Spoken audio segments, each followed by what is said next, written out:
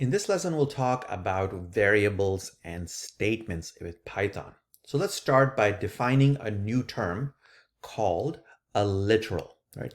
Literals are actual data values, right? Such as a 42 or a 3.14 or text like hello world, right? In Python, these things are objects because in Python, everything is an object, right? Objects further are classified by their class type or their data type, right? We've seen already in previous lessons that you can find the type of a piece of data by using this type function. So let's look at that in a little bit more detail. Here's some output of running the Python interpreter in interactive mode that we did in a previous lesson. So we basically are calling type on various types of data. So here we start by calling type on 42. And you see what comes back is this class int. So this shows us that 42 is of type int. Note that this thing is an expression that returns this class value. So printing this will print the same thing. So in interactive mode in the Python interpreter, these two statements are equivalent. So let's move on and try this out on a piece of text. So calling type on hello world will give us class str, which stands for string. Calling type on 3.14, which is a decimal, gives us this class called float, which stands for floating point number, which is a term in programming languages to indicate a decimal value. Now note that 3.14 encapsulated in double quotes is a string. It is not a number. So what you'll get back is this class str, right? So far we know three types. We know str, which is for text or string. We know int for integers, and we know float for decimals or floating point numbers as they're called in programming languages. So let's look at strings in a bit more detail, right? The strings are wrapped in quotes. We know that, right? But these can be single quotes, double quotes, or triple quotes. So let's look at some examples. Again, Python interpreter running in interactive mode. Here's hello with single quotes. It returns this value. Hello in double quotes returns the exact same value. Hello in triple quotes with using single quotes is the same value. And hello with triple quotes using double quotes is also the same value, right? So all these things are the exact same string. So now you must be wondering, why are all these variants and what's the point? Now, this is especially useful if you have single quotes appearing in the text or double quotes appearing in the text itself. So let's look at an example. For example, if you have a need to represent, a possessive like Sam's book in a string, and that has a single quote in it, and you want to represent it in some way, so you would encapsulate it in double quotes, so it would not conflict. Same thing the other way around, where if you needed to embed double quotes in your string, such as he said hello, and hello is the quote that somebody is saying, and so you need to represent double quotes in your string, so you would encapsulate that in single quotes. So that's kind of the reason why you have all these variants. Okay, let's look at another function called len, which gives us the length of a string. A string is made up of characters, individual characters, and this basically counts the number of characters and returns it to you. So len of hello, period, is 6 because you have 1, 2, 3, 4, 5, 6 characters in it, right? Okay, now note that printing a string will strip out the quotes. So if you have the expression hello, which is a string, it gives it back to you in interactive mode. But if you print that string, note that it strips out the string. So it'll be a little bit different behavior printing a string literal. Okay. Now we are going to introduce a big new concept in programming called variables. Now, variable is a name that refers to a value. It is something that points to a piece of data. We can use this name to refer to a value. And you create this association between a variable name and a value by using what's called an assignment statement, right? This is one of the most basic statements that you have in all programming languages. So let's take a look at an example of an assignment statement. For example, quantity equals to 5 creates a new variable called quantity if one doesn't exist, and associates the value 5 with it. Now, quantity can be used interchangeably with 5. So this equal sign here is referred to as an assignment operator. So big new concept: variable, assignment statement, and an assignment operator are new things that I would like you to remember. Now here are some more examples.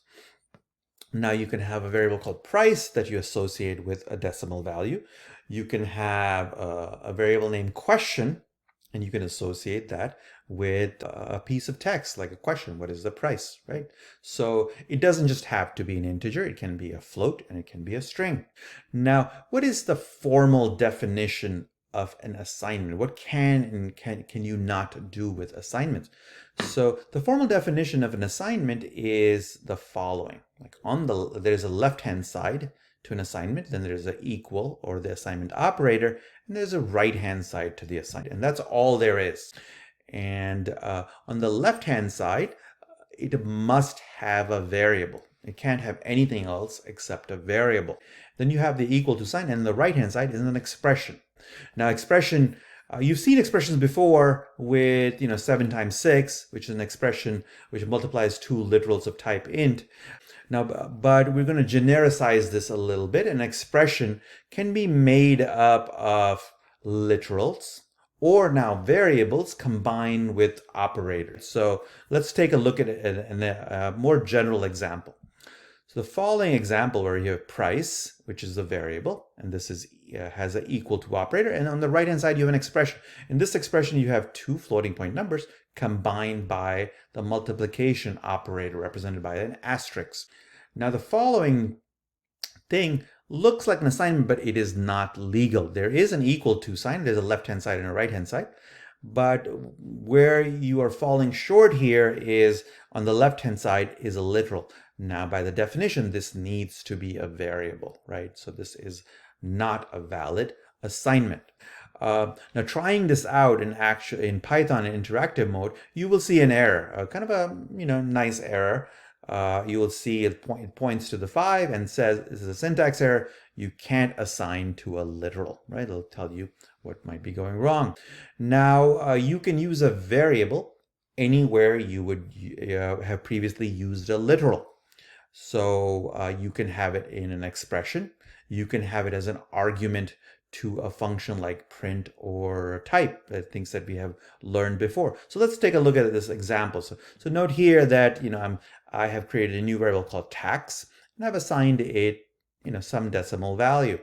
And then I have another variable called price, and I have set that to equal to this expression. Now the expression itself is made up of a literal and a variable combined with an operator. So you can use a literal on the right hand side in an expression. And then if you type price, you will see the result of the multiplication that has just happened. Now notice printing price will give you kind of the same result. Now if you examine the type of price, you'll notice that it holds a floating point number, which is what is expected. Now a couple of things to note here is that when you're running in interactive mode, when you do an assignment, there is no visual output. However, it does have a side effect of either creating a variable or updating a variable with a piece of data. So whereas saying price or doing a print has print something or show something, where assignment does not have any visual output in Python in interactive mode. Now notice that variables will hold some data of a particular type, but you can always change it. So let's take a look at an example of what that means. So here I have a variable called temp that I create, and I set it to 5. And if I check the type of temp, I'll notice, it's an int. That makes sense. Now, but I can take that variable temp and assign it a string.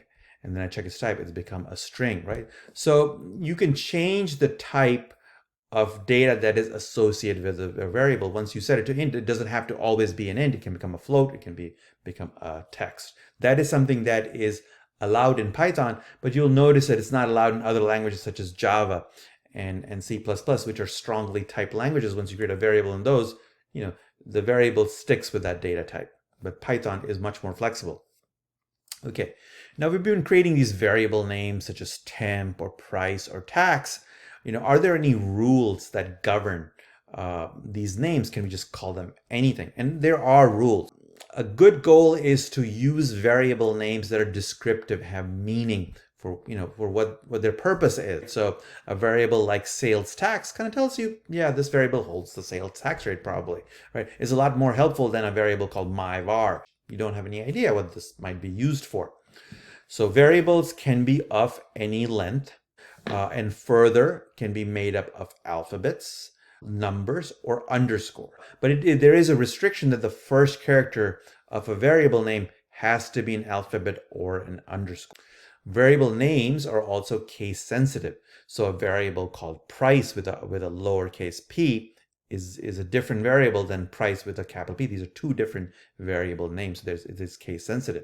You can use both lowercase and uppercase letter, but the convention is to stick to lowercase word separated by underscore. So an example would be like product underscore price or date of birth, like this, right? You separate the words with underscore. Now this is very different from conventions you might see in C++ or Java, which you use more something called camel case, but here this is what we happen to use in Python, right? So let's take a look at some examples. All these examples of using variables are legal, right? They are correct. Now here you start with a letter and you following with an underscore, that is fine. You're starting with an underscore, that is fine too. Having letters and numbers is fine. But here's some examples that are not legal. This one, it doesn't work because the first character has to be an alphabet or an underscore. You can't have a number. You can't have pluses in variables. That's wrong. You can't have dollar signs. And this is not legal because you can't have a space in variable names, right? They cannot contain space. They have to have letters, numbers, or underscores, right? There are also a set of names that are reserved, and they're called keywords sometimes in languages, and they have a meaning already in Python. You can't use them.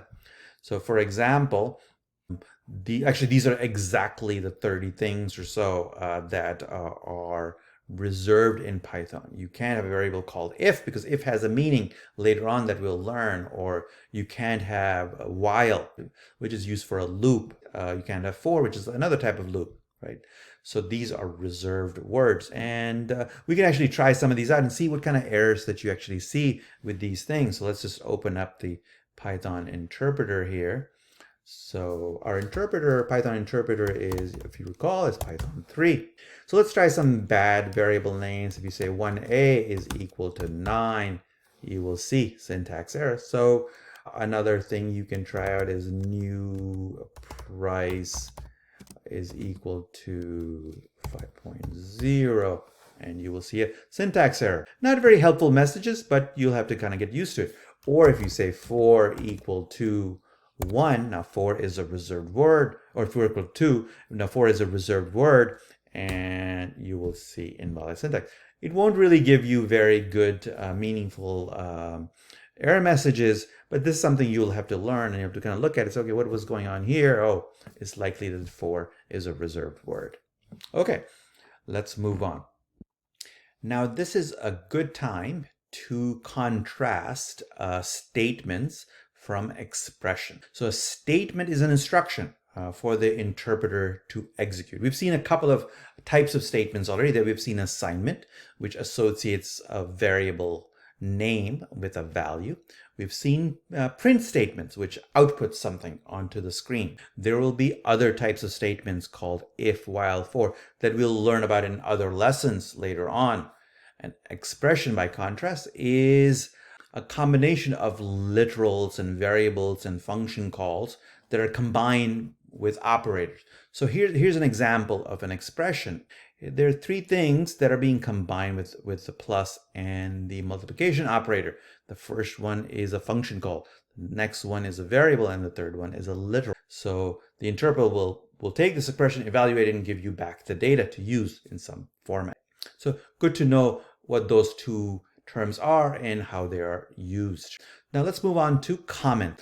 As your program gets bigger and more complicated and harder to understand, you will need comments. You will want to put in hints to other programs what this part of code does. So programming languages allow you to add comments. They're kind of like notes to the program. These comments don't affect the execution of the program. In fact, they're ignored by the Python interpreter, and they're really for you and your fellow programmers to use to understand this program.